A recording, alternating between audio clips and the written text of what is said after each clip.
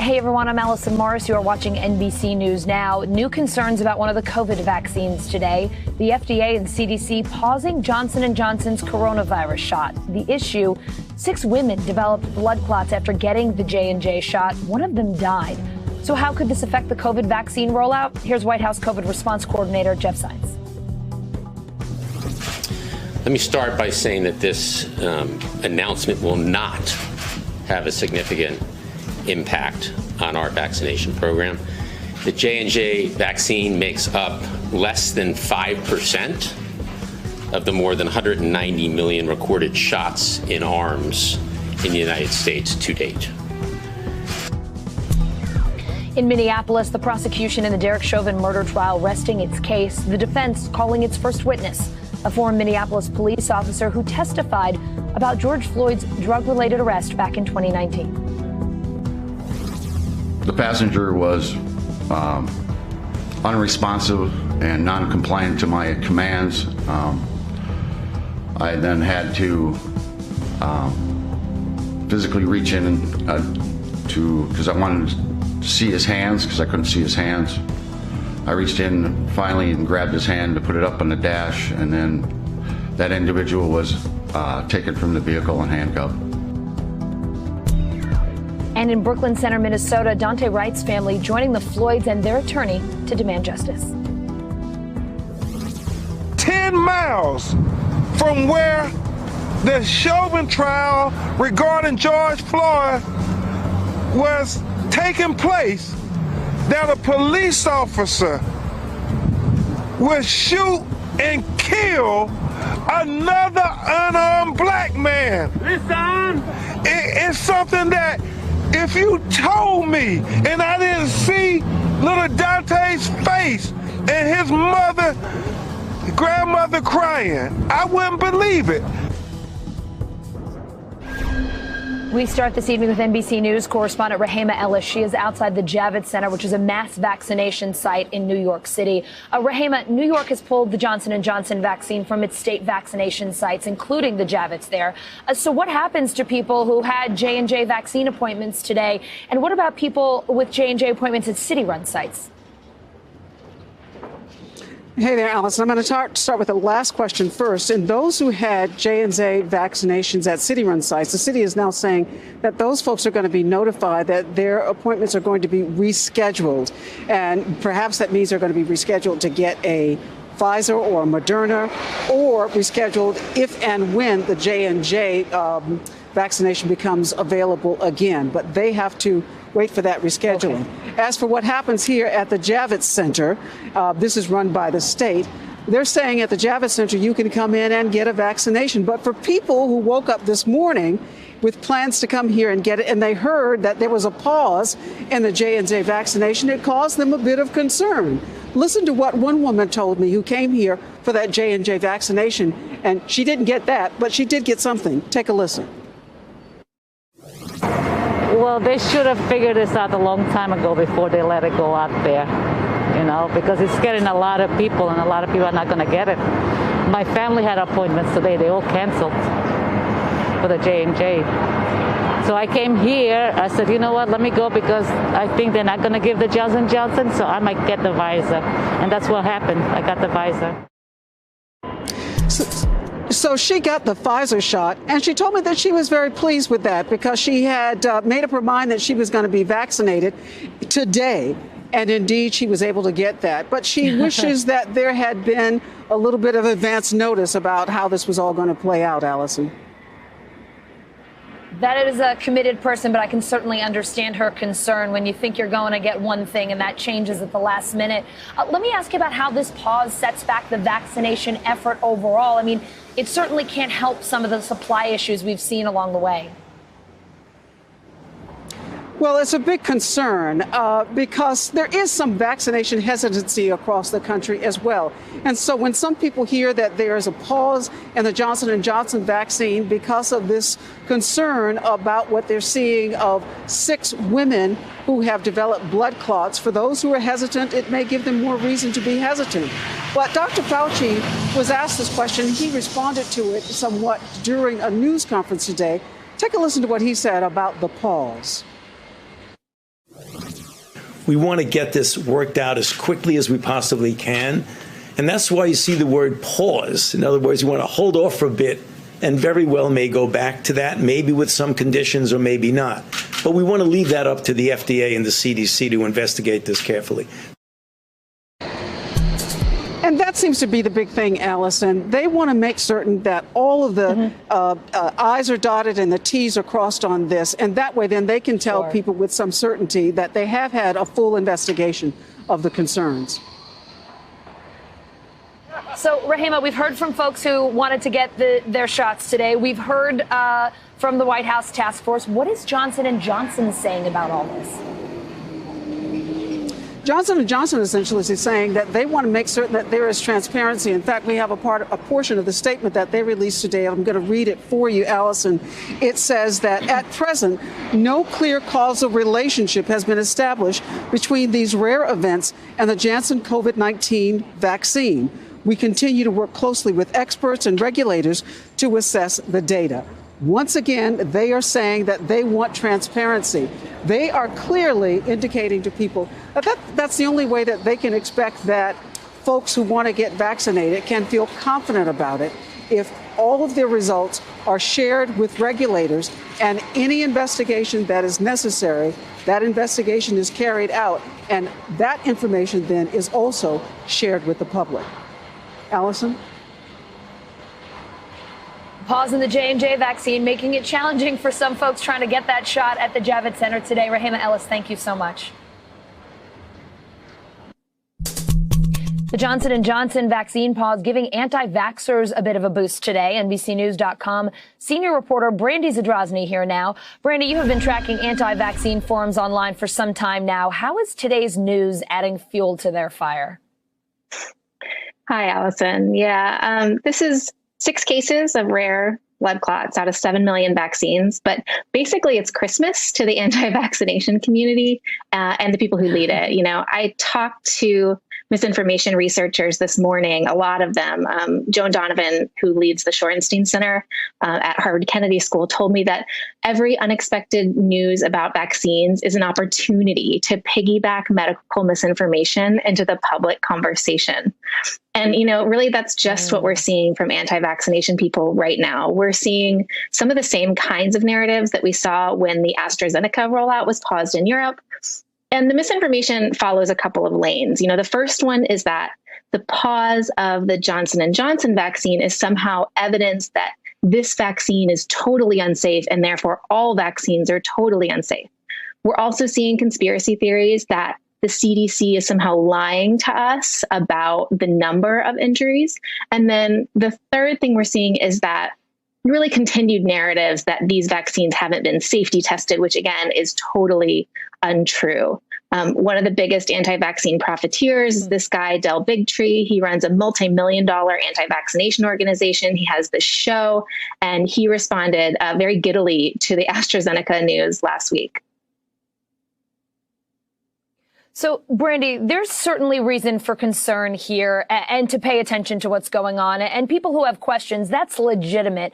But then you've got what you're talking about, this whole other side of this, which is based on COVID misinformation, vaccine conspiracy. So what are social media platforms doing to crack down on what's not just concerns, what's really problematic and falls into that misinformation conspiracy category?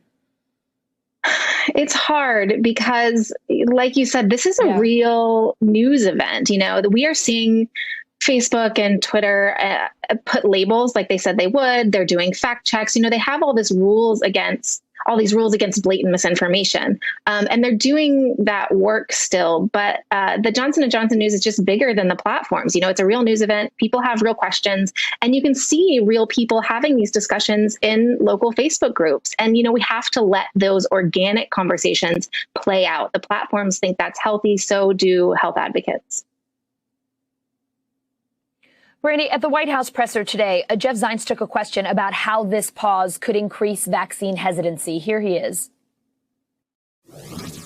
You know, there's tremendous track record, as Dr. Fauci has talked about, with tens of millions of doses of Pfizer and Moderna.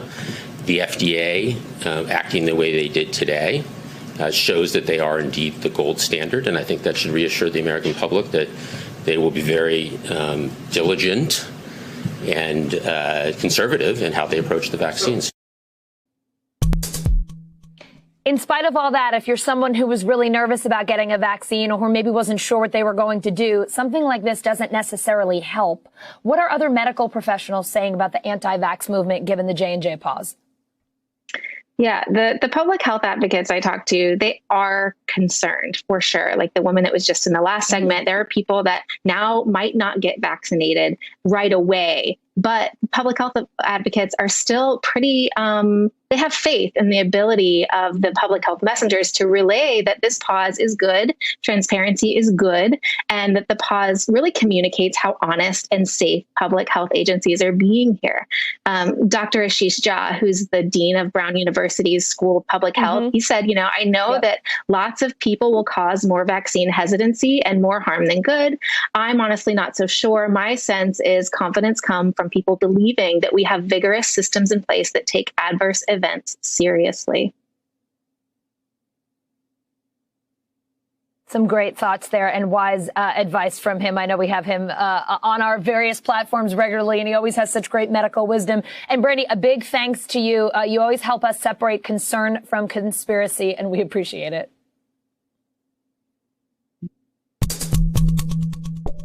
The defense in the Derek Chauvin murder trial calling their first witnesses today. The prosecution resting their case this morning after 11 days of testimony.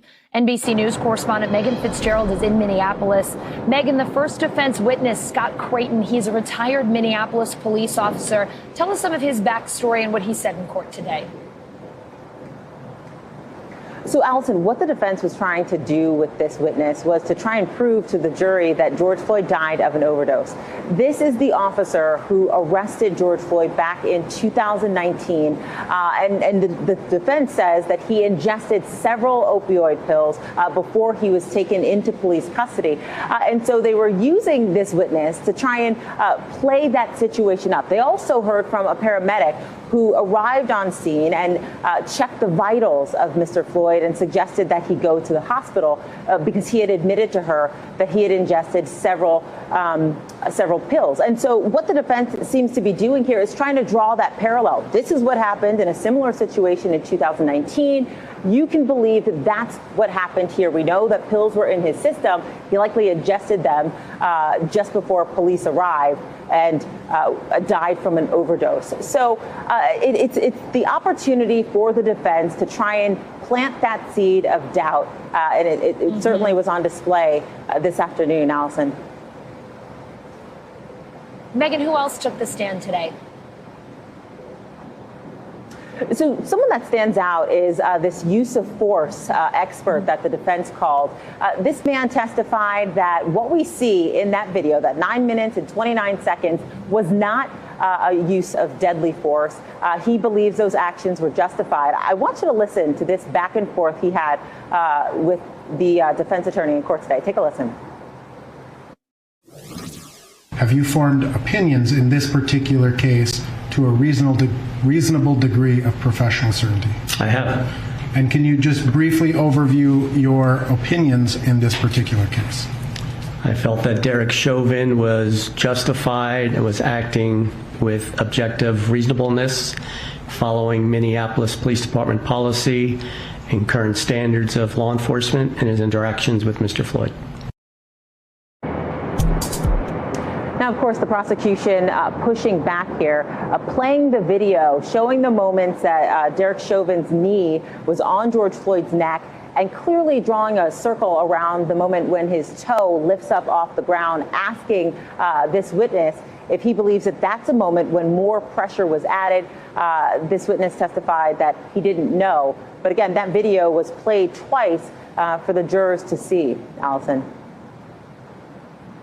Megan, do you know at this stage how many witnesses the defense plans to call or how long their side of this case may go? Yeah, it's a good question. And to give you some perspective, let me check my time here. 3:15 local time, central time here, and the defense has already called 6 witnesses to the witness stand. According to the judge, the defense could wrap its case by Thursday. So this is moving along. Yeah, they are really moving quite quickly. Megan, thanks so much for your reporting again. We really appreciate it. Absolutely. Dante Wright's parents demanding that Officer Kim Potter be held accountable for killing their son. His mom breaking down in tears, remembering the moment she learned that he died. 3 or 4 seconds went by. I tried calling it back to back to back because I didn't know what was going on. And I never imagined this is what was going to happen. I just thought maybe he was being arrested. And then when I called back, the girl that he had in the car answered the phone, and it was on a FaceTime. And she said, she was crying and screaming, and she said that they shot him. And then she pointed the phone towards the driver's seat, and my son was laying there, unresponsive. My Lord. That was the last time that I seen my son. That's the last time I heard from my son, and I have had no explanation since then. NBC News correspondent Morgan Chesky's in Brooklyn Center, Minnesota. Morgan, Wright's family joining George Floyd's family and their lawyer Ben Crump at that news conference today. What else did they say?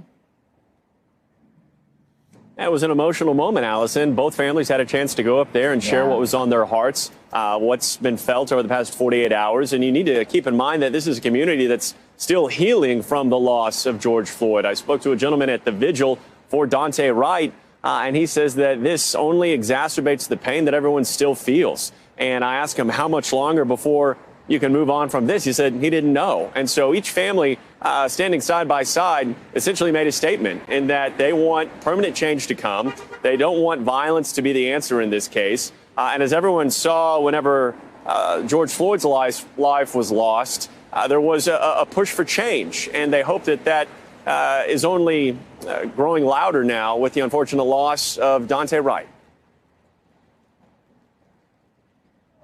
Morgan, around the same time today, Brooklyn Center's mayor announced that both the officer who shot Dante Wright and the police chief are no longer with the department. Here he is. As of this morning, we have the resignation. We have received a resignation, a letter from Officer Kim Porter. And in addition to that, we have also received a letter of resignation from the police chief. Morgan, what do we know about Officer Potter's decision to resign, and what does it mean for this investigation? Yeah, Allison, we know that Potter herself has not come out and said anything publicly, so we just have this resignation letter that she offered earlier today as her words so far since this fatal incident took place. And the gist of that letter is Potter saying that she feels it's in the best interest of her community, of her departments, to step aside and leave at this point in time, making that resignation effective immediately. We also know that in addition to Potter, the police chief is also resigning here, who has headed up this department for some time inside this building behind me. And we're seeing real-time change happen within the structure of Brooklyn Center, because it was just yesterday that the mayor relieved the city manager of his duties, who oversees the police department. That is now the job of the mayor after a recent city council decision. So change is in play here. As far as what Potter's resignation means for the investigation, it essentially won't have much of an impact. That is continuing to go forth with the Minnesota Bureau of Criminal Apprehension leading that. She's just no longer on administrative leave at this point. Allison? Got it. Morgan, there were protesters and police back in the streets last night, second night in a row. Is the community expecting more of that tonight? Unfortunately, it's kind of have to wait and see. When the sun goes down, that's certainly when these type of things start to happen. This is the area that was the flashpoint between police and protesters last night, right outside of the department. We watched that crowd go to several hundred strong before officers and National Guard made their way using tear gas, in some cases rubber bullets, flashbangs to kind of drive that crowd back and clear this area. And as it stands right now, we do know that there are 2,000 National Guardsmen that are in and around the greater Minneapolis area ready to respond should any need arise. Allison? All right, Morgan Chesky in Brooklyn Center. Thank you. All right, let's bring in David Henderson. He is a civil rights attorney, a former prosecutor, and also a CNBC contributor. David, great to have you on the show. Let's talk about how the Brooklyn Center shooting and the protest there could affect the Derek Chauvin trial. Dante Wright's family joining with the Floyd family and their attorney Ben Crump for a news conference today. Here's Crump. If ever there was a time when nobody in America should be killed by police, it was during this pinnacle trial of Derek Chauvin. And we believe with everything in our heart, Katie, that police would be on their best behavior, that they would exercise the greatest standard of care. But regrettably, 2 days ago, we saw Dante Wright. So, David, let me ask you, we saw the Floyd family there. We see the Wright family there standing behind the same lawyer. How does that overlap? How could that overlap impact the Derek Chauvin murder trial? Well, Allison, I agree with what Attorney Crump said 100%. If anything should not have happened during the George Floyd trial, not the George Floyd trial, the Derek Chauvin trial for the murder of George Floyd, it shouldn't have been the murder of another unarmed black man. Now, how it affects the trial itself, it's probably going to be very limited because the defense attorney has already raised concern about what's going on in light of the fact that Derek Chauvin is on trial. And Judge Cahill has heard it. He's indicated he's not going to sequester the jury right now. He's not going to postpone or delay the trial. I don't expect his opinion there to change. What's good to remember is that in addition to the trial of Derek Chauvin, American policing is also on trial. That's where Daunte Wright's killing is going to have a huge impact. How difficult is it going to be? I have a hard time imagining how a jury in this city at this time with all this going on is able to purely stay focused on the trial at hand, the Derek Chauvin trial, and not listen to outside influences to the news. You've been in a courtroom far more than I have in an experienced capacity. How challenging is this for a jury to deal with what's going on, not only in Minnesota, but in our country right now?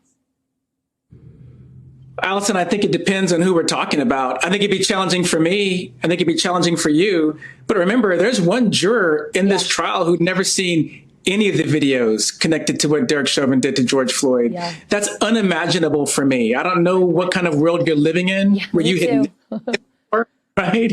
And then other people had seen limited portions of it. Like I've seen the videos multiple times. And so someone who's coming from a perspective like that is coming from such a different place than I am. It's really hard to imagine. Now, with that in mind, I think part of Judge Cahill's point is this is something that's going to be in the national media on an ongoing basis. And honestly, even if you have strong opinions about what happened to Daunte Wright, that doesn't necessarily impact your ability to be fair and impartial in Derek Chauvin's trial. David, the officer who shot Daunte Wright has resigned. The chief is saying that she grabbed her gun, that officer, instead of her taser, calling this an accident. Even if this was a gross mistake, what does Minnesota law say here? This is a hard one for me, Allison. And I'm going to be honest with you. It's a hard one for me because in my heart, this is murder. And if you or I was holding a taser and did to Daunte Wright what the officer did, it would be murder. But I think that under Minnesota law, it's going to be very difficult to charge this officer. In fact, I don't expect to see charges for this officer. That doesn't mean that what she did wasn't wrong. It means that our law is inadequate because when you wrongfully kill someone who didn't deserve to be killed, there should be a serious consequence for that. But our laws have codified police abuse, and they have enabled this type of behavior. And I think it's time for us to reevaluate some of those policies, including whether or not police officers need to be carrying tasers. David, the defense in the Chauvin trial started their case today. Here's Minneapolis Park police officer Peter Chang. He was testifying about the crowd outside Cup Foods that day. There was a crowd. And yes, the crowd was becoming more loud and aggressive. A lot of yelling across the street. Did that cause you any concern? Concern for the officer's safety, yes. Did you go over to try to help them? No, because I asked my job was to watch the car and the two individuals that were by the car. Where is the defense going here? What we're seeing here is a very different argument about the crowd on the day of George Floyd's death than the prosecution made. What's going on there? Allison, the defense is going the same place it's always been going. And I say this about lawyers. Typically, we won't tell you what's really on our mind, but you can pay attention to what we spend the most time talking about, and you can pay attention to what we bring up first, and that tells you where our head is going. The defense from the very beginning has engaged in character assassination of George Floyd. That's how they intend to try this case. And they led with witnesses who did that. They got straight to the 2019 arrest video of George Floyd, which I don't think should have been allowed in this case at all. I think it was a terrible ruling by Judge Cahill, and I think it puts the victim on trial, which we know is wrong in other contexts. This officer is part of that. You have to remember, though, he didn't hear the other witnesses testify about what was going on there at the scene. He remembers the way he perceived things that day through the lens of a typical officer who's going to see everything as a problem, especially given who it was he was dealing with out there that day. But I don't even know that you can call this dog whistling at this point. I think this is overt racism. David, great to have you on News Now today. I hope you'll come back and see us again. Absolutely. Thank you for having me. Let's go to NBC News Now correspondent Simone Boyce. She has the latest headlines for us from NBCnews.com. Hi, Simone.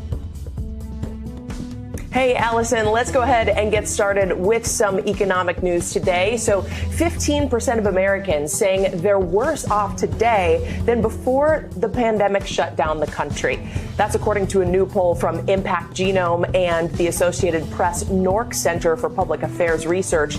Overall, the problem is worse at lower income levels, with roughly 29% of Americans living below the federal poverty line saying they struggled to pay bills in the past 3 months. And Japan will start releasing treated radioactive water from the wrecked Fukushima nuclear plant into the Pacific Ocean in 2 years. Now, the decision, however, is being opposed by residents and neighboring countries. Japan's prime minister is saying this is the most realistic path for decommissioning the Fukushima plant, which was wrecked in 2011 by natural disasters. Scientists say the potential long-term effect on marine life is unknown. And Iran will start enriching uranium at 60% following the attack on one of its nuclear facilities, which they say Israel is responsible for. The country had been enriching uranium up to 20%. Iran has said it's not looking to build a nuclear weapon and that doing so would be against Islamic teaching. All right, get ready for this story, guys. UK police are hunting for one of the world's largest rabbits, a celebrity rabbit, if you will, which went missing over the weekend. So Darius, the 2010 Guinness World Record holder, should be pretty easy to spot, and here's why. He's 4 feet tall and weighs 50 pounds. Darius was last seen in central England, and his owner is now offering a reward of $1,400 for his safe return. I just can't get over the fact that he has such a human name in Darius. Okay, now on to Lady Whistledown, who is back in business. Netflix has renewed its hit series Bridgerton for a 3rd and 4th season. To the joy of fans all over the world, Netflix is already producing season 2 of the series, which will focus on the eldest child, Anthony Bridgerton, and his search for a wife. Netflix officials say they are planning to be in the Bridgerton business for a long time to come. Allison, I think my favorite part of that last story was how when we started talking about this story and how we were going to include it in headlines today, all of a sudden it reveals all the secret Bridgerton fans that are working on our News Now team. It was very revealing. I loved it. Simone, I'm not even sure it's a secret, because when that series was happening, or when we were at least all watching it, it was all we could talk about. I'm obsessed. I'm also obsessed with that rabbit. I cannot get over that. That is something else. Darius the rabbit. We got to find Darius, you guys. If you know where Darius is, holler. Give us a call. Simone, awesome headlines today. Thank you so much. A sad day on Capitol Hill. Officer William Evans, an 18-year veteran of the Capitol Police Force, lying in honor in the rotunda today. Billy Evans was killed earlier this month when a driver rammed his car into Evans outside the Capitol. President Biden paying tribute today, saying he didn't know the officer, but he knows the type of man that he was. Mom, I didn't know Billy, but I knew Billy. I grew up with Billy's in Claymont and Scranton, Pennsylvania. Billy was always the kid that, you know, if you got in a fight, you're outnumbered 3-1, he'd still jump in, knowing you'd both get beaten. He was the one who always kept his word. If he said he'd be there, he'd be there. NBC News Capitol Hill correspondent Leanne Caldwell joining me now. Leanne, we just heard from the empathizer-in-chief, if you will, there, President Biden's specialty, as so many people know. Tell us more about how Congress is honoring Officer Evans today. Hey, Allison. Well, yes, it was a very difficult day for the Capitol community with Officer Evans's 2 young children, Abigail, who is 7, and Logan, who is 9, sitting in the front row with Abigail wiping the tears off of her mother's eyes throughout the ceremony. But lawmakers tried to comfort and to reassure the family that he died a hero. In fact, let's listen to what Senate Democratic leader Chuck Schumer, followed by House Speaker Nancy Pelosi, said. On an unseasonably cold day in early April, that innate impulse to ask, "How can I help?" had Billy running towards danger. A reflex, as natural and as automatic as breath, to put the safety and happiness of others before his own. He represented the best of public service, selflessness, sacrifice, and sheer courage in the face of the threat to our nation. So Officer Evans will continue to lie in state for the rest of the afternoon. And right now, lawmakers, members of the Capitol Police community are walking by, paying their respects to him as he lies in the Capitol Rotunda. Allison. Leanne, Officer Evans, as we know, the second Capitol Police officer killed in the line of duty this year alone. Officer Brian Sicknick killed during the Capitol riots on January 6th. How are those 2 tragedies affecting the Capitol Police force? It's having a huge and devastating effect on the Capitol Police force. Officer Sicknick also lied in state at the Capitol Rotunda earlier this year.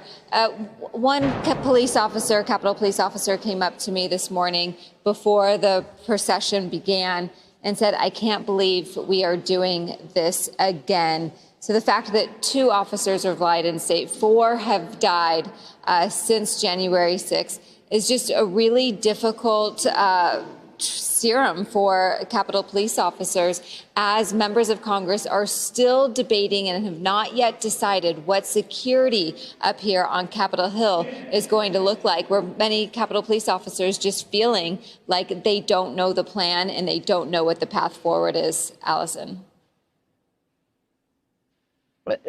Devastating and upsetting, no doubt, Leanne. I know there are some other things going on Capitol Hill as well. Democrats giving an update on their anti-Asian hate bill today.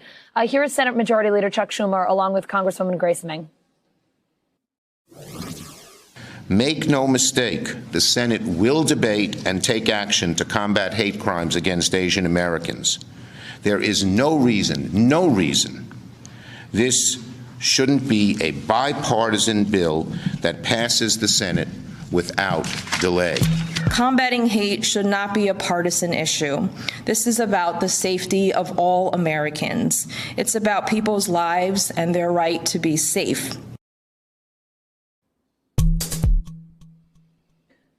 Leanne, Schumer says he'll bring this bill to a vote as soon as tomorrow. What's in it, and does it have any Republican support?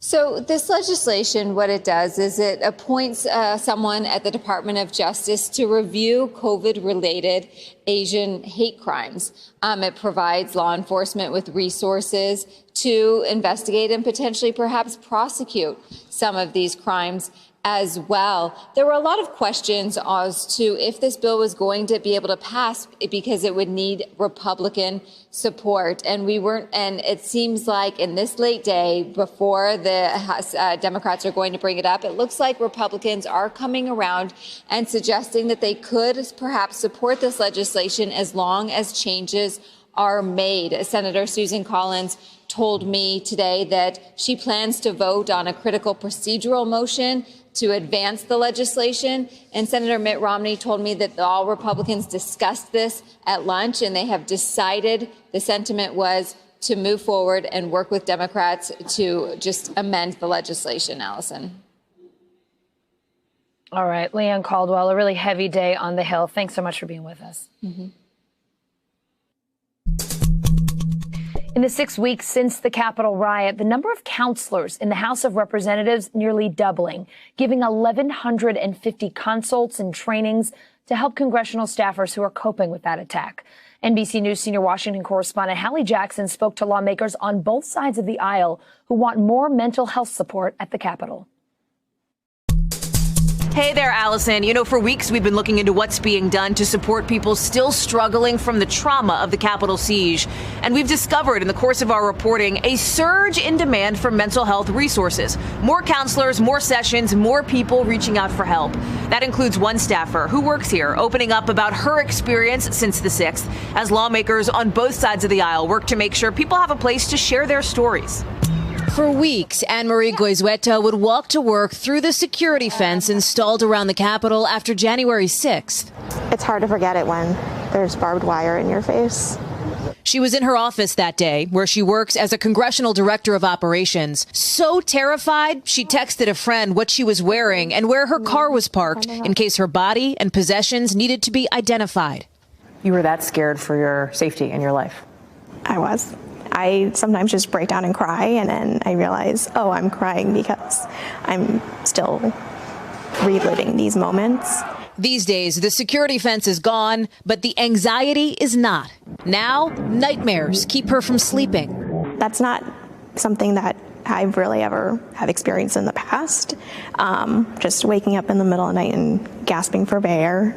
Goizueta reached out for help to the Congressional Employee Assistance Program, just one example of hundreds of the incredible surge in demand after the riots. NBC News has learned House counselors held nearly 1,200 individual or group consults or trainings in the 6 weeks after January 6th, a number that's grown steadily and nearly doubled the number of counselors on hand. They're on pace to be 200% busier than a typical year.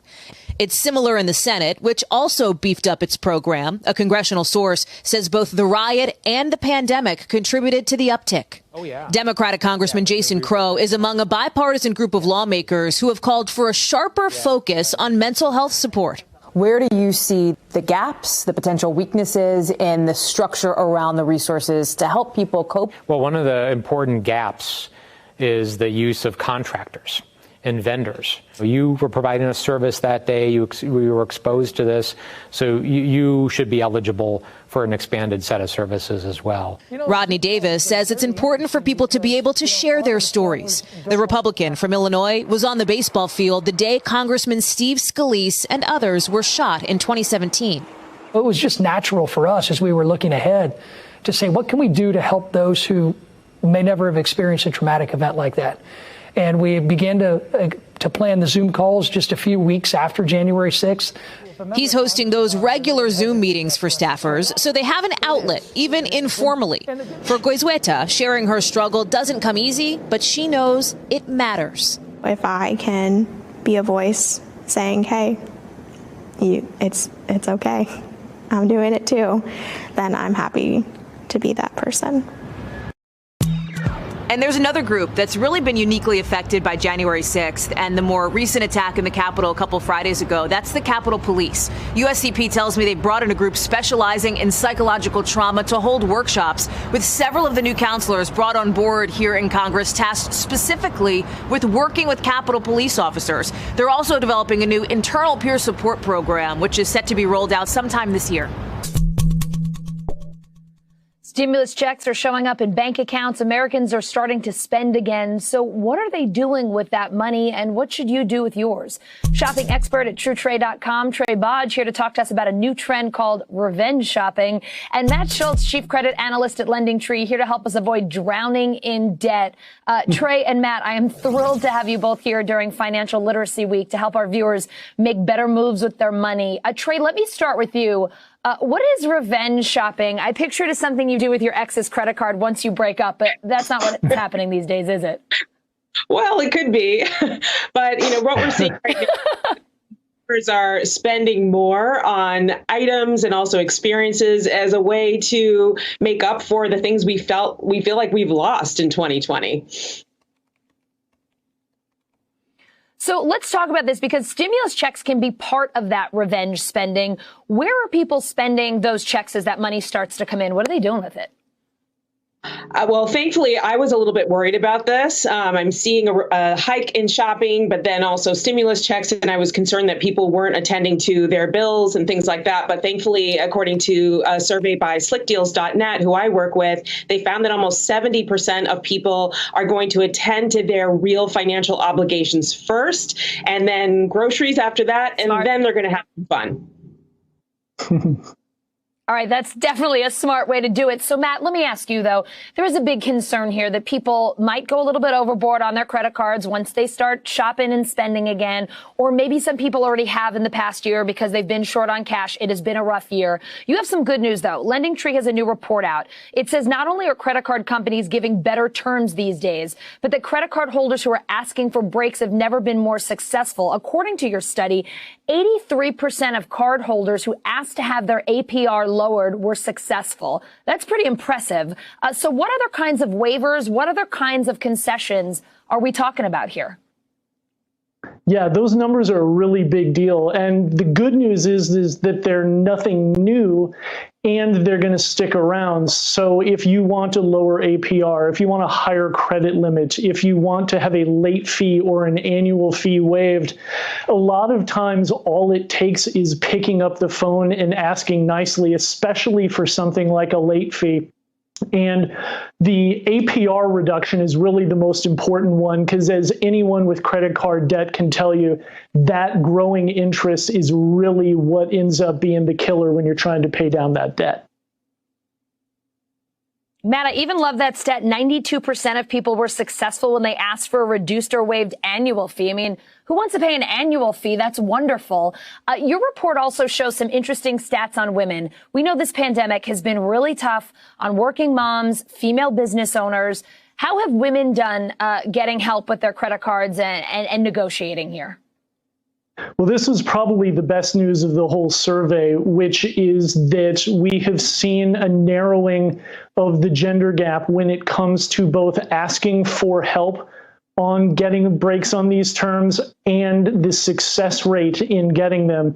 Unfortunately, there is still a gap, and we see gaps, gender gaps, in virtually all the polling that we do financially.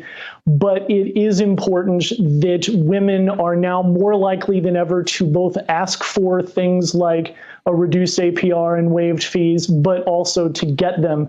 So pick up the phone. It may be a little nerve-wracking to call that bank and to haggle with them a little bit, but it's worth your time.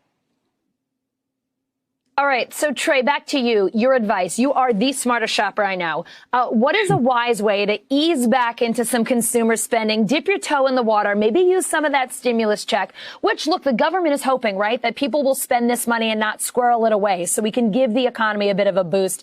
How do you do that without running up debt or blowing it all frivolously? Sure. So I always recommend looking for ways to save using deal sites like Slick Deals or Coupon Cabin, Rakuten, Honey. That's a great way to start. Also using the right credit cards that give you points back for your shopping, and then timing your purchases well. You know, Allison, we've talked about this before.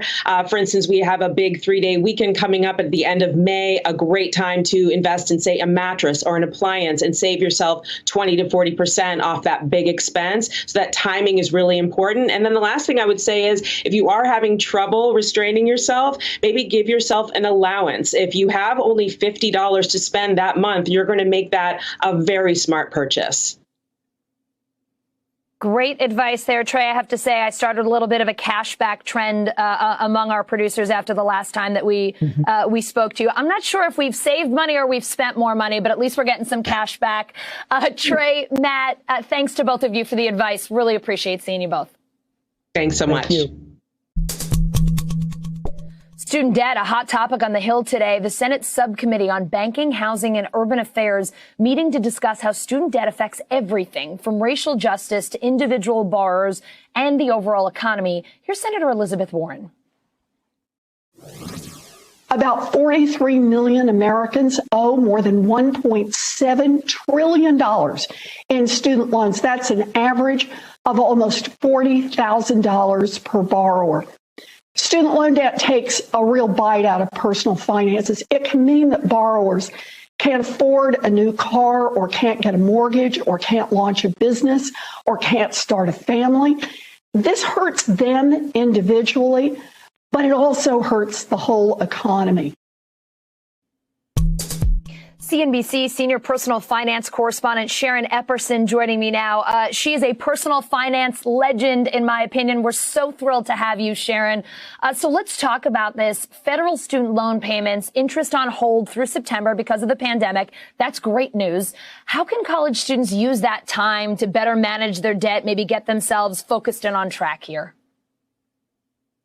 Allison, first of all, I'm thrilled to be here with you, too, and to share more great news about what you can do because those federal student loan payments are on hold, and that is to better manage your debt. Keep in mind, if you have private student loans, there's no hold there. So you still need to make sure that you're managing the debt there and paying down those loans as much as you can, as quickly as you can. But also now's the time to take a look at your other debt. Take a look at your credit card debt, a car loan, whatever your highest interest debt is, try to tackle that first. If you have a small amount of debt, maybe you'll feel better by just wiping that out completely. But as Matt said earlier, this is the time to call the credit card company and say, hey, I don't want to pay an annual fee. I want to try to reduce my interest rate on the credit card. What can you do for me? If they don't give you the answer you want, try to switch to another card. The goal is to bring that debt down. And while you're doing that, love cashback cards myself, but take that cash and try to save it. You want to have that savings for the unexpected because we know we're in the most unexpected time we've ever witnessed.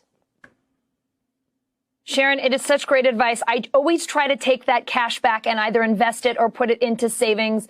Every now and again I slip, but, trying to stick with that. It's excellent advice.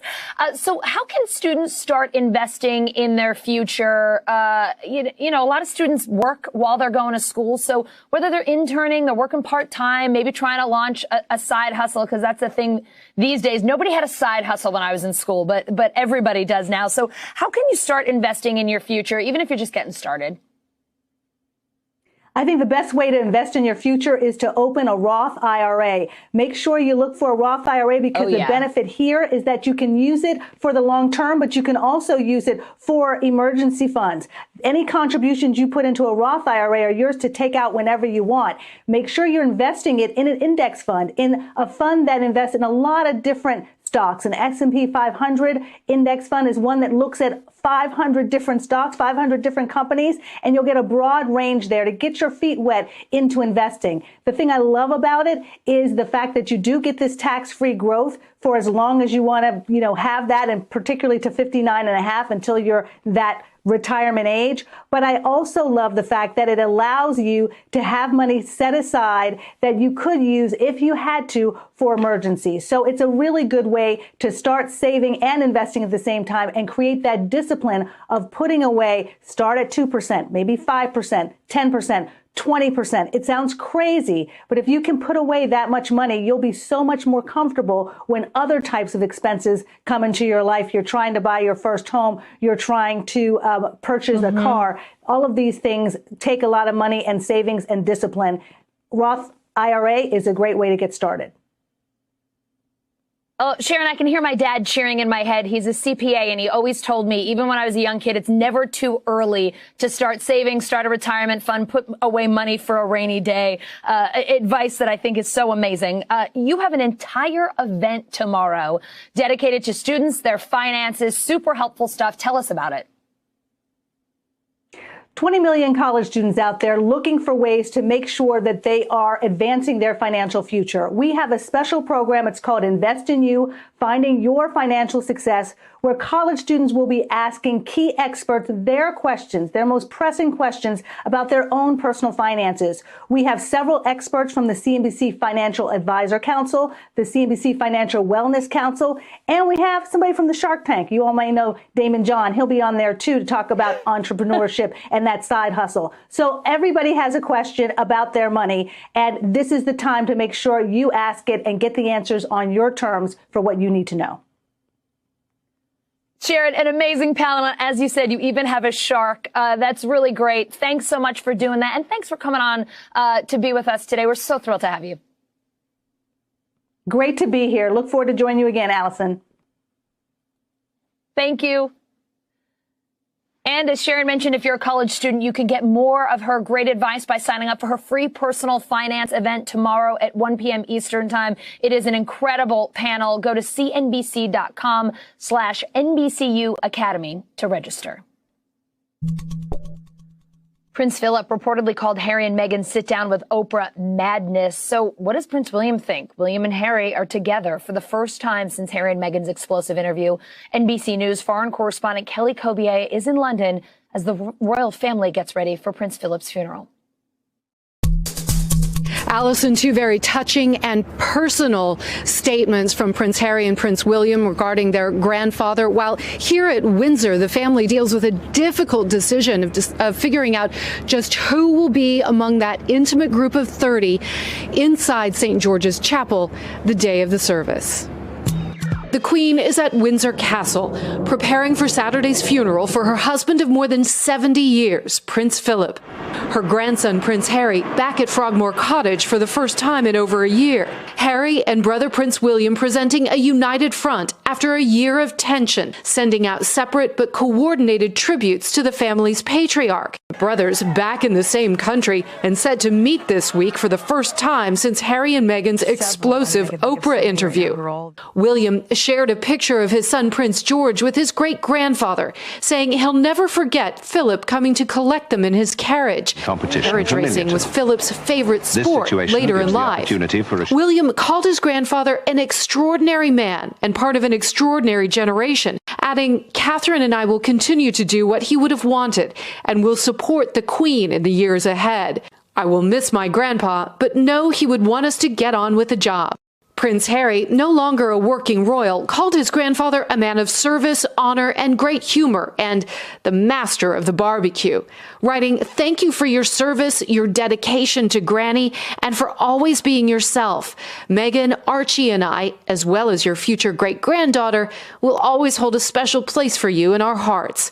Signing off with a Marine term, a nod to Prince Philip's 64 years as Captain General of the Marines, a title and job he handed down to Harry, who held it for 3 years before stepping aside from his royal duties. Philip reportedly called the Oprah interview madness, according to his longtime friend and personal biographer. I know that the Duke of Edinburgh's rule was, don't talk about yourself. Don't give personal interviews. I know that, and I know he told his children that. He says Philip loved and admired his grandson, but thought his decision to step down was the wrong thing to do. Politicians honored Philip for his lifetime of service. At the Houses of Parliament, a moment of silence and a tribute from the Prime Minister. I suspect, Mr. Speaker, that he might be embarrassed or even faintly exasperated to receive these tributes. He made this country a better place. Prince Harry and Prince William both said their grandfather would have wanted everyone to just get on with the job, and that's what the Queen is expected to do once she completes her 2 weeks of mourning. Just after her 95th birthday, she plans to carry on with her work. Hey, NBC News viewers, thanks for checking out our YouTube channel. Subscribe by clicking on that button down here, and click on any of the videos over here to watch the latest interviews, show highlights, and digital exclusives. Thanks for watching.